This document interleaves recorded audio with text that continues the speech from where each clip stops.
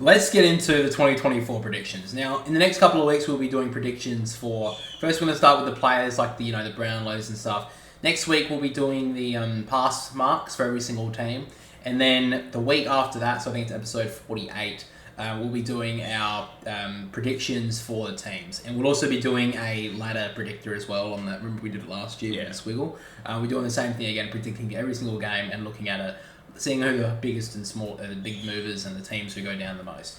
So, let's start off. We'll get to the Brownlow Medal. Now, obviously, the second most prodigious player award now. That will be... We've obviously known now that the Boundary Riders Medal is the most prestigious medal. Everyone has to be able to win. Everyone wants to win that medal. Yeah, I heard that players have been talking about it in the changing rooms. Yeah. So, I mean, that's big talk. We'll talk about that in a minute. We'll be predicting who wins the Boundary Riders Medal as well. But with the Brownlow, I'm going to start off first, and I'm going to say Marcus Bontempelli. Now, it's a bit hard for Bontempelli because he does get his votes taken away from him quite a lot from players like McRae, Treloar, Liberatore and that. But I think this year, Luke Beveridge has obviously been under the pump quite a bit. I think he needs to put all his midfield weight on Marcus Bontempelli, and he needs to be the one to lift them through to make finals this year as well, because I don't know how they're going to go this season for the Bulldogs. And I think finally, after a couple of years of Bontempelli being held back from the Brownlow, missing out by a couple of votes here and there, I think Bontempelli will be the 2024 Brownlow medalist. Alright, so I've seen your prediction. I actually don't mind your prediction. Who have you gone with? I've went with Tom Green from the Giants. I think hearing a lot of his pre-season, I know it's only early, but he's come back in ripping form. And there's a lot of players, like ex-players. Phil Davis actually came out recently saying he's going to be the next captain, and he's got a lot of leadership attributes. And I think last year he polled pretty well. And I think besides Toby Green stealing a few votes when he plays really well, he should be polling really pretty highly. He's not really injury prone, so I don't think he'll get that. Yeah. I think Tom Green will be up there with them. Yeah, I think he's a really big chance to cause not an upset, but if you picked it right now, I think he's not as much talked about because he's not in a Victorian team, so he's not talked about as much. But I think Tom Green's every chance, and I think sometimes as well we see a year before they win a Brownlow, players start to get votes. The umpires start to realise, this player's good or whatever. And we saw how good a year he had in 2023. So I think Tom Green's every chance in my opinion. After that, we get to the Coleman Medal. Now, we've both picked the same here. Yeah, we've both picked Charlie Curnow. Now, I'm going to tell you why I've picked Charlie Curnow for the Coleman Medal to go 3 in a row. Now, I don't know many players that have ever done that. No, I don't think it would happen very often or any time. Yeah. But with Carlton, they have the 11th easiest draw next year, which is basically middle ground. But they actually have the 3rd easiest draw out of the teams who made the finals in 2023. Surprisingly. So I actually think that's really, really good for them. And also, Carlton play North Melbourne and Richmond twice. That is going to be easy pickings for Charlie Curnow to bag some goals. Richmond are on the way down, I believe. And North Melbourne, do they even have a tall defender? Not that I can think of. Not that I can think of. So, at this stage right now, I think Charlie Curnow is going to go back to back to back. Yeah. Pretty much what you said, and the fact is that he doesn't have anyone else. Like Harry Mackay, he's a hit and miss. If he can get them both firing, I think I said this a couple of weeks ago, they'll be top 2 if they both can fire. But if they don't, they've only got Charlie Curnow does do most of the heavy lifting. They haven't really had any experienced small forwards up there, and I think it's all Charlie Curnow again. Yep. And another pre-season, he hasn't had a lot of injuries since he had that huge one a couple of years ago. So a lot he's on his shoulders. Into his prime now. Yeah, and I think he's into his prime. So he looks like he's going to go back to back to back, like you said. Do you think there's a chance that maybe Nick Larkey can get involved here? I think that he could. Yeah, I think he could, but I just... The one I think who could actually do it this season is Taylor Walker. if it is anyone else that could do it. I think Taylor Walker could do it. You think One more time? One more. I just think that, North Melbourne have got the second easiest draw. Not a surprise, obviously, they finished second to bottom. I can't believe the Gold Coast got the easiest draw. They should be making... No, that's what they think, because But we'll talk about that more when the team stuff comes out. Ben King could be a chance too. But I just think that Nick Larkey kicked 71 goals, arguably was the best goal kicker last year because of the fact that he didn't have the opportunity of playing North Melbourne twice or playing West Coast like both Taylor Walker and Charlie Curnow did. So Nick Larkey, I think, is a little bit of a smoky for it. But again, can you give them that much? You can't. It's hard to pick Nick Larkey because North Melbourne just don't have the ball down there enough, and I don't trust them to get any better this year. Yeah. In fact, I think they're probably going to get worse.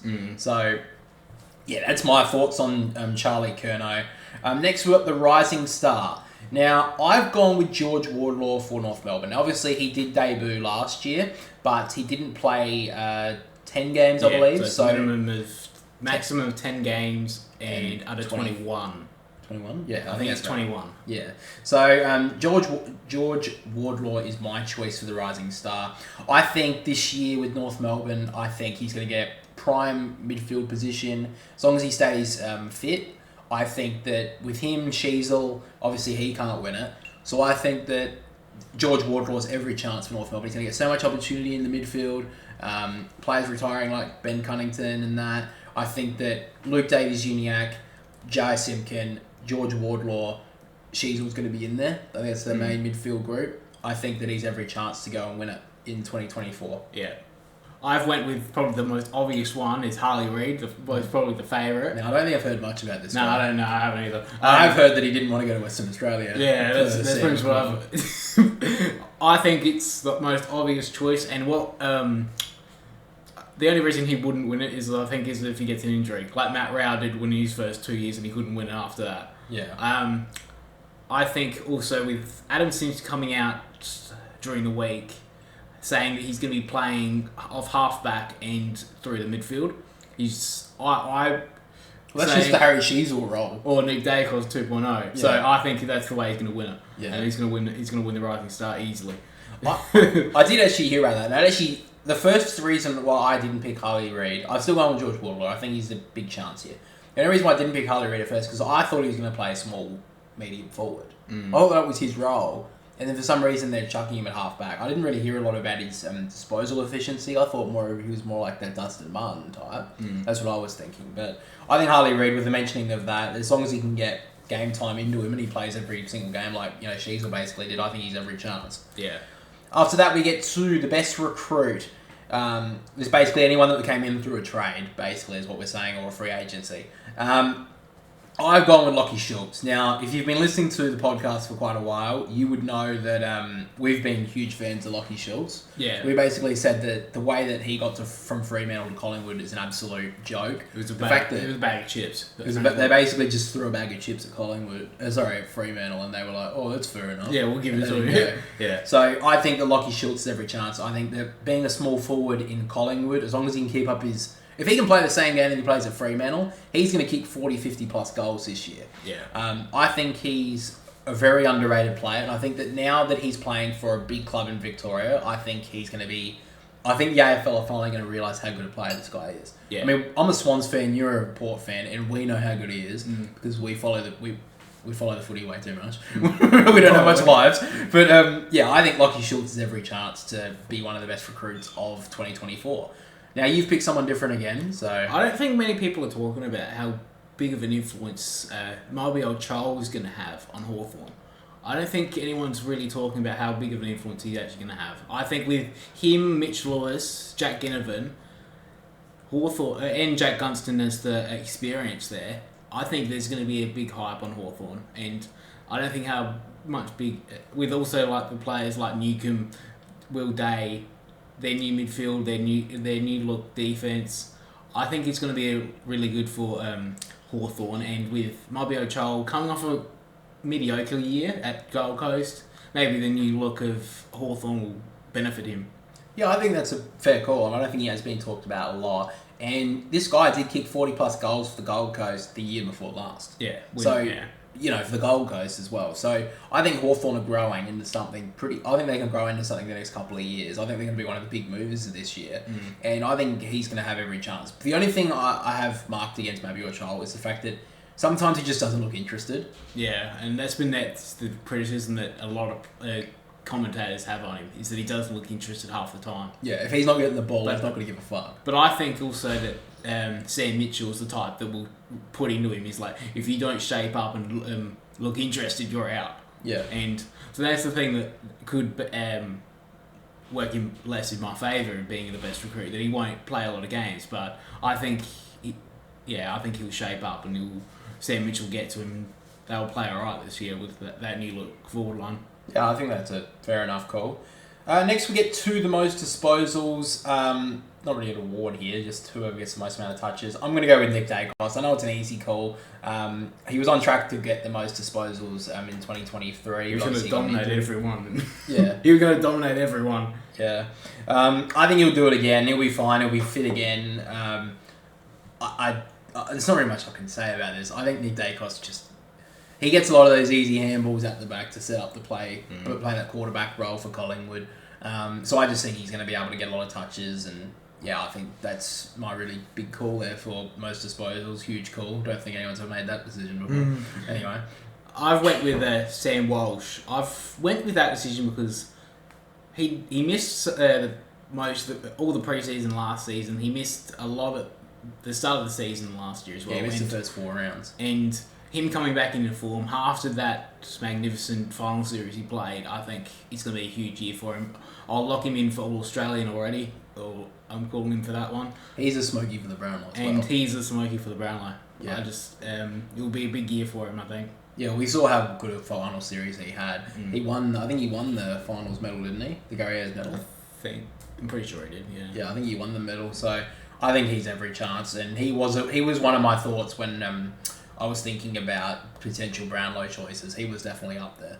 I just picked Bontempelli basically on history, but I think Sam Walsh has every chance. And finally, to the most important medal, most important player